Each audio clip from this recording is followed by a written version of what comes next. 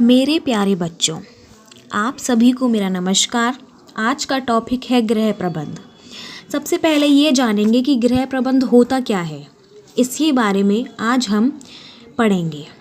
सबसे पहले बात करते हैं गृह प्रबंध, यानी कि घर का प्रबंध एवं व्यवस्था, वो हमारा गृह प्रबंध कहलाता है। घर का तात्पर्य जो है वो परिवार से होता है और परिवार समाज की एक इकाई है। परिवार में रहकर ही व्यक्ति अपने जीवन की आवश्यकताओं की पूर्ति करता है और अपना विकास करता है। गृह प्रबंध की परिभाषा अगर हमें देनी है तो कुछ इस प्रकार देंगे कि गृह व्यवस्था एक मानसिक प्रक्रिया है जिसमें पारिवारिक साधनों का उपयोग करके लक्ष्यों की प्राप्ति की जा सकती है। ये हमारा गृह प्रबंध कहलाता है। अब हम बात करेंगे गृह प्रबंध कितने प्रकार के होते हैं। गृह प्रबंध हमारे 4 प्रकार के होते हैं: नियोजन, संगठन, नियंत्रण और मूल्यांकन। सबसे पहले ये जानेंगे कि नियोजन क्या होता है। नियोजन का मतलब होता है प्लानिंग करना, किसी भी कार्य की प्लानिंग करना। मान लो कि आपने कोई कार्यक्रम रखा है या कोई जन्मदिन की पार्टी रखी है, तो उसकी प्लानिंग करना कि कैसे कार्य को करना है, किस तरह से कार्य को किया जाना चाहिए और किस किस समय पर कौन से कार्य को हमें कब करना है, यह सब देखा जाता है नियोजन में। यानी कि प्लानिंग करना, किसी भी कार्य की प्लानिंग करना, वो नियोजन कहलाता है। उसके बाद आता है संगठन। संगठन में यह देखना कि हमने जो योजना बनाई उसको सदस्यों में बांटना और अलग अलग कार्य सौंप देना, ये संगठन होता है। हम जो भी योजना बना रहे हैं उसको सदस्यों में बांट देना, जिससे हमारा जो कार्य है वो सफलतापूर्वक और अच्छे से हो सके। उसके बाद आता है नियंत्रण। नियंत्रण में यह देखना कि हमने जो योजना बनाई उसके अनुसार कार्य हो रहा है या नहीं, यह देखा जाता है। उसके बाद हमारा आता है मूल्यांकन। हमने जो कार्य किया उसमें हमें कहाँ तक सफलता मिली, यह मूल्यांकन में देखा जाता है। अब हम बात करेंगे कि नियोजन कितने प्रकार के होते हैं। तो नियोजन हमारा 2 प्रकार का होता है। पहला है अल्पकालीन नियोजन और दूसरा है दीर्घकालीन नियोजन। तो अल्पकालीन नियोजन में यह देखा जाता है कि हम जो भी कार्य कर रहे हैं उस कार्य में तुरंत योजना बनाई जाती है। यानी कि अल्पकालीन योजना में यह होता है कि तुरंत योजना को बनाया जाता है। किसी भी कार्य को करने के लिए तुरंत योजना को बनाया जाता है। उसके बाद आती है दीर्घकालीन योजना। यानी कि दीर्घकालीन योजना में यह देखा जाता है कि कल क्या करना है, परसों क्या करना है, 1 हफ्ते बाद क्या करना है, वो दीर्घकालीन योजना में देखा जाता है। उसके बाद हम जान लेते हैं संगठन। संगठन कितने प्रकार का होता है। तो सबसे पहला पॉइंट इसमें यह है कि क्रियाओं का निर्धारण करना। क्रियाओं का निर्धारण करने का मतलब ये है कि हमने जो पहले कार्य करे उसको देखकर क्रिया बनाई जाती है। हमने जो भी पहले अपने कार्य कर रहे हैं उसी को देखकर क्रियाओं को बनाना, वो क्रियाओं का निर्धारण होता है। उसके बाद समूहीकरण करना, यानी कि समूहों को बनाकर कार्यों को करना, वो हमारा समूहीकरण होता है। उसके बाद आएगा सदस्यों के बीच कार्यों को विभाजन करना, यानी कि सदस्यों के बीच कार्यों को बांटना, जिससे हमारा कार्य जल्दी हो सके। उसके बाद अधिकारों को सौंपना मतलब ये है कि कार्यों को ही नहीं देखा जाए। हम कुछ अधिकार भी होते हैं जो लोगों को सौंपे जाते हैं। ऐसा नहीं है कि हमने सिर्फ कार्य ही बांट दिए वो ही काफ़ी है, लेकिन कुछ ऐसा भी होता है कि कार्यों के साथ साथ हमें कुछ अधिकारों को भी सौंपना चाहिए। उसके बाद है संतुलन स्थापित करना। संतुलन स्थापित करने का मतलब ये है कि परिवार के सदस्यों के बीच संबंध स्थापित करना। अच्छे संबंध होंगे तो कार्य भी भली भांति होगा, यह देखना। उसके बाद आता है हमारा नियंत्रण। नियंत्रण के भी कुछ चरण हैं। सबसे पहला है इसका क्रियान्वयन करना, यानी कि कार्य की योजना बनाकर उसे शुरू तो कर दिया लेकिन उसे बीच में ना छोड़ा जाए, बल्कि उस कार्य को समाप्त करना, वो क्रियान्वयन कहलाता है। यानी कि हमने जो भी कार्य करा उसको बीच में छोड़कर ना जाए, बल्कि उसको पूरा कर ही जाए, वो क्रियान्वयन कहलाता है। उसके बाद आता है हमारा जांच करना, यानी कि कार्य की जांच करना कि वो कार्य सही से हो रहा है या नहीं, यह देखना। उसके बाद आता है प्रोत्साहन करना, यानी कि हमने जिसको कार्य सौंपे, जिन जिन लोगों को भी हमने अपने कार्य सौंपे उनको प्रोत्साहित करते रहना, जिससे कि उनमें भी कार्य के प्रति रुचि बढ़ती रहे और कार्य भी हमारा सफलतापूर्वक हो जाए। उसके बाद आता है समायोजन, यानी कि योजना की सफलता के लिए उसमें नए निर्णयों को डालना या निर्धारित करना, वो समायोजन कहलाता है। यानी कि हमने जो भी योजना बनाई, जिस कार्य को भी हम कर रहे हैं, उसकी सफलता के लिए उसमें कुछ नए निर्णय भी डाल दिए जाते हैं, वो समायोजन कहलाता है। उसके बाद आते हैं मूल्यांकन पर। मूल्यांकन के भी कुछ चरण होते हैं। मूल्यांकन के जैसे 2 चरण हैं। पहला चरण है सापेक्ष मूल्यांकन और दूसरा चरण है निरपेक्ष मूल्यांकन। तो सापेक्ष मूल्यांकन में यह देखा जाता है कि इसमें एक योजना की तुलना दूसरा योजना से की जाती है। जैसे मान लो कि हमने पहले अपना कोई भी कार्यक्रम रखा, उसको हमने योजना बनाकर ही पूरा किया, योजना के अनुसार हमने उस कार्य को बनाया, सफलतापूर्वक उसको कर लिया। अब हमने दोबारा उसी कार्यक्रम को फिर से रखा और योजना बनाकर उसको पूरा भी किया। तो इसमें यह देखना कि हमने पहले वाले कार्यक्रम में ज़्यादा सफलता प्राप्त की या अब हमने जो कार्यक्रम रखा है उसमें हमें ज़्यादा सफलता प्राप्त हुई।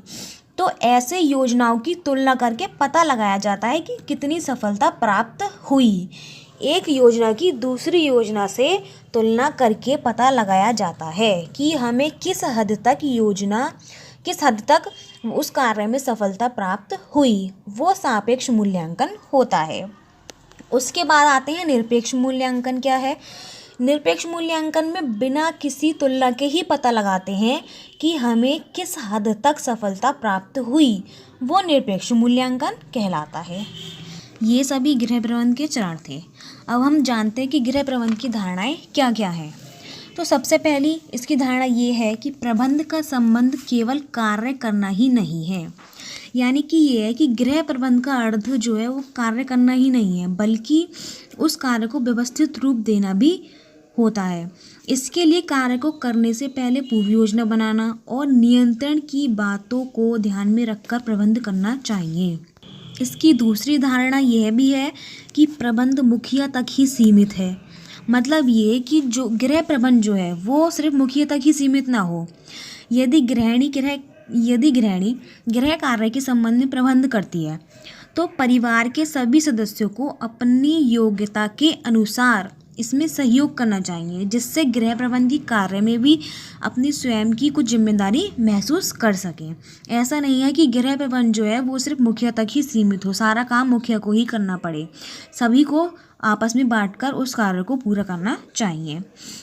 उसके बाद आता है लक्ष्यों को प्राप्त करना ही प्रबंध नहीं है। यानी कि ये कि लक्ष्य को प्राप्त करना ही प्रबंध नहीं है। मतलब गृह प्रबंध का उद्देश्य है कि एक साथ कई उद्देश्यों को पूर्ण किया जा सके। यानी कि मान लो यदि घर में कोई सदस्य बीमार है तो निश्चय ही उसकी देखभाल करना ये लक्ष्य होगा, और लेकिन उसके साथ साथ घर के अन्य कार्यों को भी पूरा करना उतना ही आवश्यक है।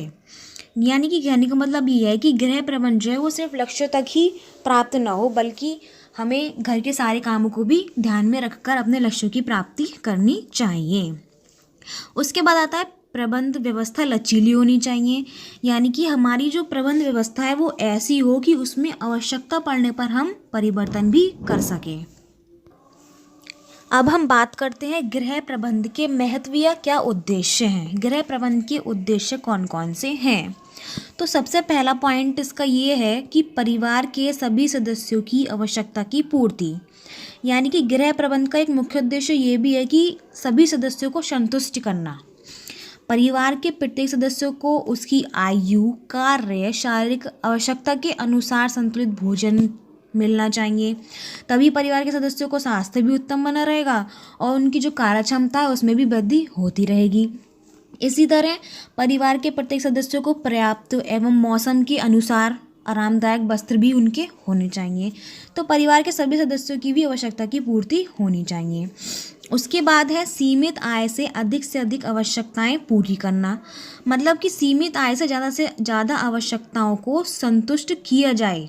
इसके लिए गृहिणी को बजट, आय व्यय का सही संतुलन यानी कि खर्च देखना, हिसाब किताब रखना और भविष्य की आवश्यकताओं के लिए बचत करनी चाहिए। जैसे आर्थिक स्थिति के अनुरूप ही खरीदारी की जानी चाहिए, यानी कि ये हमारी जो भी आर्थिक स्थिति है उसी के अनुरूप हमें अपनी खरीदारी को करना चाहिए। ये नहीं है कि पड़ोसी वाला कुछ ज़्यादा ही महंगी चीज़ें ला रहा है तो उसको भी हमें देखकर खूब अधिक से अधिक महंगी चीज़ें खरीदनी चाहिए, ऐसा नहीं है। जो हमारी घर की आर्थिक स्थिति है उसी के अनुसार हमें वस्तुओं को खरीदना चाहिए। उसके बाद आय को केवल वर्तमान आवश्यकताओं की पूर्ति में ही खर्च नहीं कर देना चाहिए, बल्कि कुछ भविष्य के लिए भी बचा कर रखना चाहिए। जैसे कोई आकस्मिक घटना आ गई, कोई बीमार हो गया या कोई पार्टी है, इन सभी अवसरों में भी हमारी जो बचत है, हमने जो भविष्य के लिए बचा कर रखा है, वो काम में आ जाती है। उसके बाद गृहिणी को बाजार और भाव से भी परिचित होने के साथ साथ ये भी देखना चाहिए कि उसको कौन सी वस्तु किस जगह पर मिलेगी और कितनी सस्ती मिलेगी, उसको यह भी ज्ञान होना चाहिए। तीसरा पॉइंट हमारा ये है कि पारिवारिक वातावरण को स्वच्छ रखना, यानी गृह प्रबंध का उद्देश्य पारिवारिक वातावरण को स्वच्छ व शांति में बनाए रखना भी होता है। इसके लिए परिवार के सभी सदस्यों के आपसी संबंध अच्छे होने चाहिए, अनुशासन में रहना चाहिए। ये गृह प्रबंध का मुख्य उद्देश्य है। उसके बाद पारिवारिक स्तर को भी बनाए रखना, परिवार के रहन सहन के स्तर को बनाए रखना, यदि संभव हो सके तो उस स्तर को उठाने का भी प्रयास करना चाहिए। उसके बाद आता है गृह कार्य को कुशलतापूर्वक संपन्न करना, यानी गृह कार्य को कुशलतापूर्वक समय पर संपन्न करना भी है। यहाँ कार्य को कुशलतापूर्वक संपन्न करने से तात्पर्य है कि मतलब कार्य को इस ढंग से संपन्न करना कि जिससे कि हमारी समय की भी बचत हो, शक्ति की बचत हो और श्रम की भी बचत हो। किसी भी कार्य को कुशलतापूर्वक संपन्न करने के लिए गृहिणी को योजना भी बनानी चाहिए। योजना बनाने से हमारे कार्य बहुत ही जल्दी संपूर्ण किया जा सकता है। अब हम बात करते हैं प्रबंध की विशेषताएं या उसके क्या लक्षण हैं। तो सबसे पहला पॉइंट आता है इसमें कि मानवीय प्रक्रिया, यानी मानवीय प्रक्रिया ये है कि व्यवहारों और प्रयासों के नियोजन, संगठन, निर्देशन, अभिप्रेरण, ये सभी संबंधित जो है वो मानवीय व्यवहार से संबंधित है। यानी मानवीय प्रक्रिया ये है कि मनुष्य और उसका व्यवहार कैसा है यह देखना, उसके अनुसार उसको योजनाओं सौंपना या किसी कार्य को सौंपना, वो मानवीय प्रक्रिया होता है। उसके बाद हमारा आता है एकीकृत प्रक्रिया। एकीकृत प्रक्रिया का मतलब ये होता है कि किसी भी कार्य को अकेला नहीं किया जाना चाहिए, यानी कि मतलब ये है कि हम जो भी कार्य कर रहे हैं वो एक दूसरे से संबंधित हो, वो एकीकृत प्रक्रिया होता है। जैसे कि हम कोई कार्य कर रहे हैं तो उसमें हमने नियोजन बना ली, उसके बाद हमने संगठन देख लिया, उसके बाद हमने नियंत्रण कर लिया, उसके बाद हमारा मूल्यांकन आ गया। तो किसी भी कार्य को अकेला नहीं किया जाना चाहिए, जो भी हम कार्य कर रहे हैं वो एक दूसरे से संबंधित होने चाहिए, वो एकीकृत प्रक्रिया होता है। उसके बाद हमारा आता है सामूहिक प्रयास, यानी कि हमारा जो भी काम है या कोई भी लक्ष्य है वो अगर हम एक समूह में करेंगे तो वो ज़्यादा अच्छा रहेगा। समूह में अगर हम करेंगे काम को तो वो सफलतापूर्वक भी और बहुत अच्छी तरीके से होगा। लक्ष्यों की प्राप्ति है, कोई भी काम है, अगर हम एक व्यक्ति की तुलना में वो ग्रुप में करेंगे तो वो ज़्यादा अच्छा होगा। तो सामूहिक प्रयास भी गृह प्रबंधन का एक लक्षण है। उसके बाद उद्देश्यपूर्ण यानी कि किसी भी लक्ष्य को प्राप्त करने के लिए योजना बनाना, वो उद्देश्यपूर्ण होता है। हमको हमारा कोई भी उद्देश्य है कार्य को, किसी भी कार्य को लेके, तो उसको योजना बनाकर ही पूरा किया जाना चाहिए, वो उद्देश्यपूर्ण होता है। उसके बाद आता है उत्प्रेरक तत्व, यानी कि किसी घटना को बढ़ावा देना या फिर किसी को उत्साह देना, वो उत्प्रेरक तत्व होता है। मान लो कोई कार्य कर रहा है, उसको बढ़ावा देना कि हाँ बहुत अच्छा काम हो रहा है तुम्हारा, या उसको प्रोत्साहन करना कि बहुत बढ़िया ऐसे ही काम करते रहो, वो उत्प्रेरक तत्व होता है। किसी भी चीज़ को बढ़ावा देना या उसको प्रोत्साहन करना, वो हमारा उत्प्रेरक तत्व है। उसके बाद आता है समन्वयकारी। समन्वयकारी मतलब ये होता है कि व्यक्तियों के बीच संबंधों को स्थापित करना, वो समन्वयकारी हो, यानी कि व्यक्तियों के बीच कार्य को बांटना, संबंधों को स्थापित करना, वो समन्वयकारी शक्ति होती है। उसके बाद आती है हमारी सर्वव्यापी प्रक्रिया। सर्वव्यापी प्रक्रिया मतलब ये होती है कि किसी भी कार्य को करने के लिए योजना को बनाना, प्रबंध प्रक्रिया बनाकर कार्य को सफलतापूर्वक करना, वो सर्वव्यापी प्रक्रिया कहलाता है। उसके बाद हमारी आती है गतिशील प्रक्रिया, यानी कि ऐसी प्रक्रिया जो समय, परिस्थिति और वातावरण के अनुसार बदलती रहे, वो गतिशील प्रक्रिया कहलाती है, जो परिवर्तन के साथ बदलती रहती है, उसको हम गतिशील प्रक्रिया बोलेंगे। उसके बाद आता है सतत प्रक्रिया।